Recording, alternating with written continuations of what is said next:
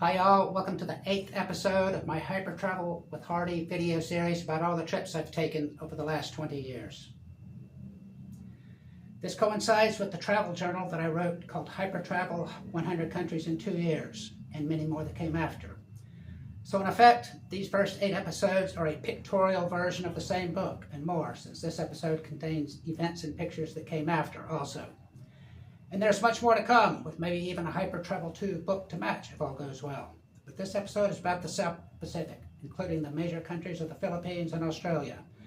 So let's start there then. Are you ready? Let's go. Sydney is the largest city of Australia, if not the capital, and that's where much of the action in the country takes place. Unfortunately for me, Australia was in the midst of its China boom, when they were investing like crazy and driving the value of the Australian dollar to a level higher than that of the US dollar, with resulting high prices. So there's not much time to waste chilling, but there is some time to sightsee. So after the obligatory tourist traps of the Opera House and the bridge or whatever, I'm on my way to Melbourne to check things out there. It's far to the south and so colder there in the southern hemisphere, appropriate for this Christmas season. The only ethnic neighborhoods in either city, though, are the various Chinatowns, since anyone besides good Asians are subject to thorough scrutiny and likely denial of long-term entry. That means that there are many short-term helpers, mostly students and travelers like myself who come for a year to do the work that most Australians aren't interested in. That means that there are also many low-budget hostels for short-term stays for me and them too, because by this time I'm a confirmed hostel customer. Does Santa Claus surf? I don't know, but by this time I've got to go. Next stop, New Zealand, little brother to the land of Oz.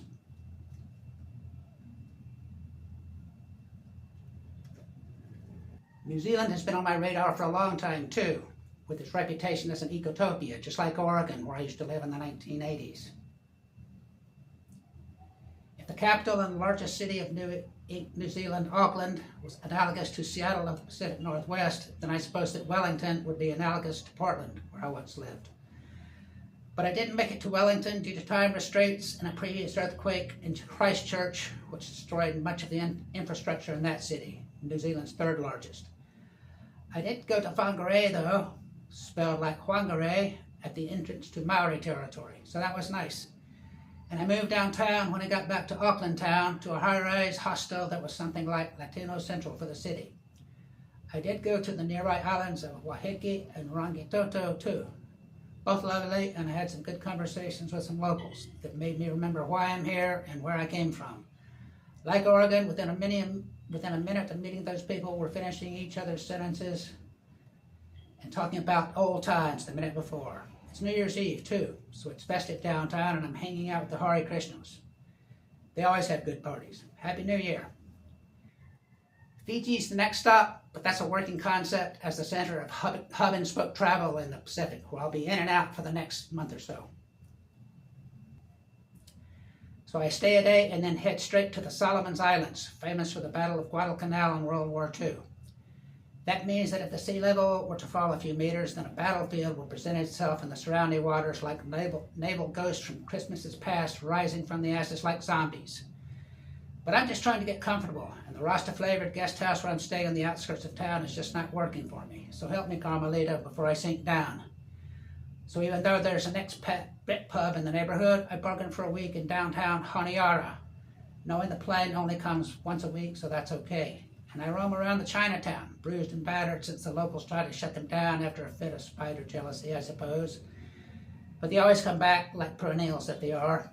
I consider the nearby islands, one even called Tulagi, like my favorite bar in Boulder, Colorado back in the 1970s.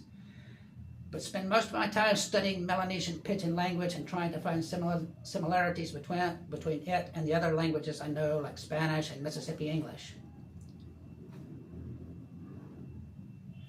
I spend more time in Fiji on the rebound.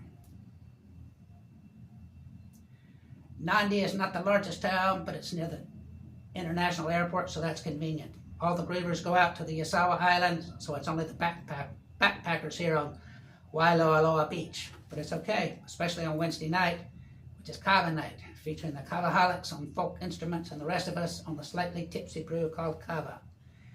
Then there are the fire dancers, unsure of what kind of music to dance to, but the kava seems to be ubiquitous in the Melanesia region, And if the Solomons are the real thing, then Fiji is Melanesia light, literally, the product of many eggs scrambling over many years to get the mix of features that we call Fiji. But if I imagined it as a tourism monster, that is not true, and neither is it for me either. Better as a center point to all than a destination in its own right. Next stop is Samoa. Samoa is comprised of west and east, Apia and Pago Pago, independent or American, Sunday or Saturday, since the two capitals straddle the international date line with all the confusion that entails. That is, they're separate, as the two airports for the two different regions in Apia would suggest. This is no longer Melanesia, though, but Polynesia, descendants of all the Austronesians that left the Asian continent to Taiwan all within the last few thousands of years, and then spread out from there with excellent navigation skills. Melanesians came much earlier, mostly by land. But this is the cradle of Polynesian culture. There are churches everywhere, so in San Diego, church hopping. Just follow the music. I don't want to stay in Apia the whole time, though, so I scout out the outer islands and eventually settle on the most unlikely one, U.S. Samoa, centered on Pago Pago in the U.S. outlying territories, complete with not only Kmart and KFC, but Napa Auto Parts and the U.S. Post Office. Apia is much cheaper, though, and the people are huge in both. It must be genetic or diet or both. The Westerners still wear lava lavas, while the Easterners have spiked hair and other punk fashion statements. Pago Pago has a beautiful harbor, too. Many of the American Samoans are long gone to America proper, though, so many Westerners come over to fill the Job Corps. Just one big happy family. Next stop is Tonga.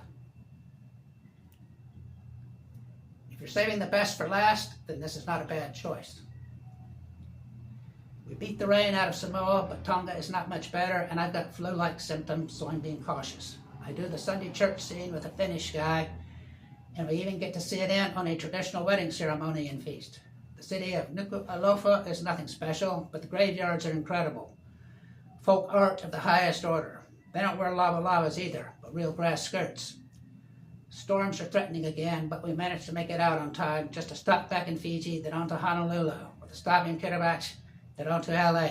So this trip is over, but the narrative is not, because I neglected to mention the trip's very first stop in Papua New Guinea. It's a weird place, so I didn't want to set the wrong tone for the rest of the trip. How weird? Let's just say that these are some of the nicest people in one of the world's most dangerous places. That's not weird enough? How's this then? Until the advent of airline travel, no one even knew that there were tribes in the interior of Papua New Guinea, much less the full 800 languages. That's less than 100 years ago. That's all for this particular trip, but there's another waiting to do in the North and Central Pacific. This trip got reignited a year or so later with a visit to Philippines and the nearby environs. The Philippines is one of the more popular destinations in the Pacific, but at the same time, one of the more difficult to get to traditionally, though that is changing now with the advent of budget airlines, of which the Philippines has a few.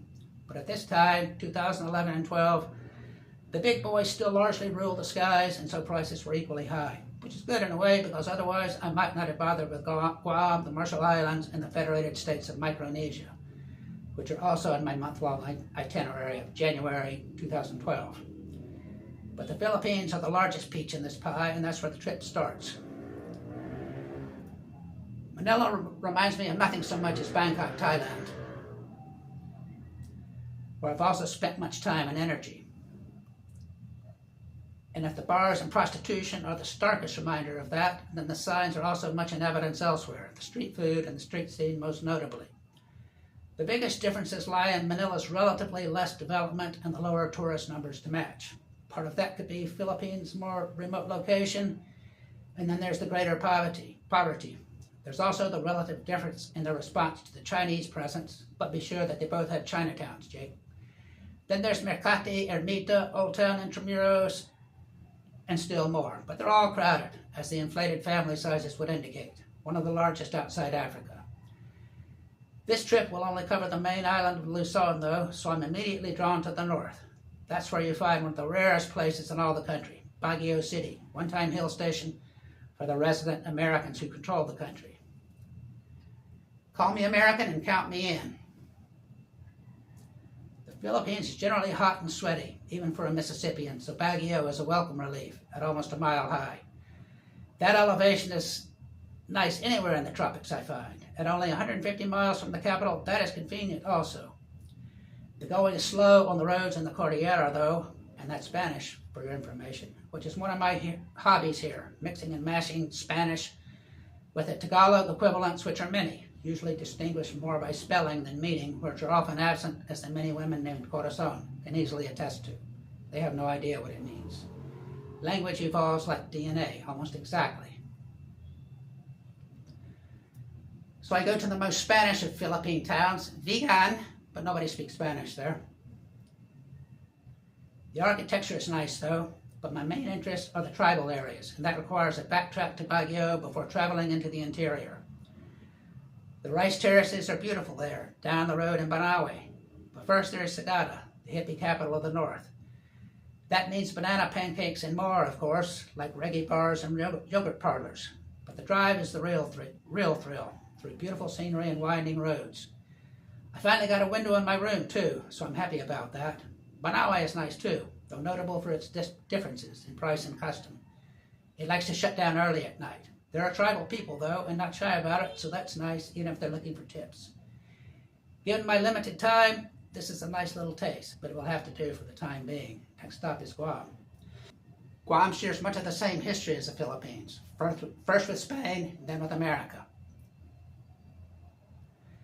The big difference, of course, is that they never got independence, whether they ever wanted it or not. It feels Japanese, though, even if the culture is technically Micronesian, as distinct from the Melanesian and Polynesian of the South Pacific.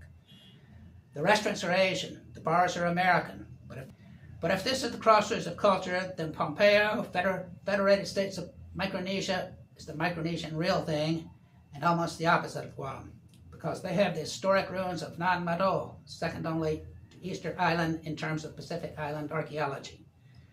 They also have Sakao, their version of kava, no ceremony required. It's stronger also.